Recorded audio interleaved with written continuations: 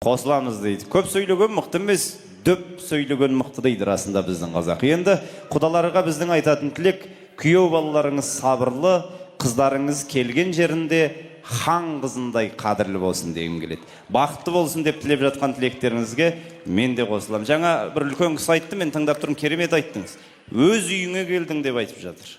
Қыз қонақ деп қадірлеген елміз. Осы елден өзінің бақытын іздеп келіп отыр. Біздің баламызбен бас қосқан себебі де сол. Кейде тойларда тілек айтылып жатады ғой, бүйтеді. Қыз барған жерінде бақытты болам деп емес, бақытты қылам деп барады дейді. Бірақ мен өз басым оған қарсымын.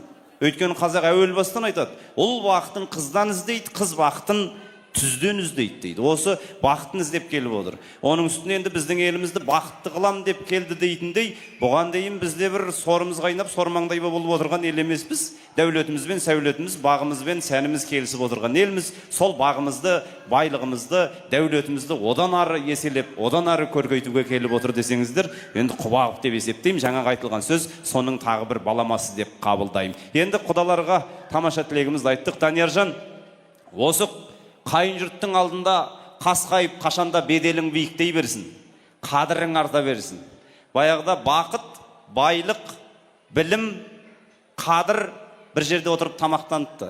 Сөйтіп тарқайтын кезде бір-бірінен сұрап жатыр дейді, бұдан кейін қайда жолығамыз деп. Сөйтсе байлық айтыпты, мені билеушілердің сарайынан іздеңдер, сол жерде боламын деп. Білім айтыпты, мені дана адамдардың қасынан табасыңдар.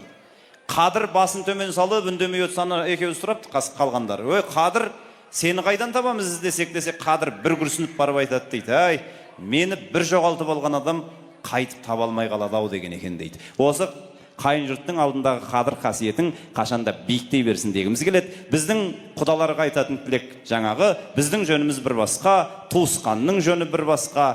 Құдалар сөйлеп болған соң шапалақ неге ұрмасқа дейміз. Осындай қыз берген елге деген құрметіміз болсын. Енді біз үлкен кісілерді әрине қинамаймыз. Жасырақтар болса, құда болсаң шыда дейді. Осындайда бір билейік, содан кейін дастарханға бірге жайғасайық. Жібер құдалар үшін бір биді.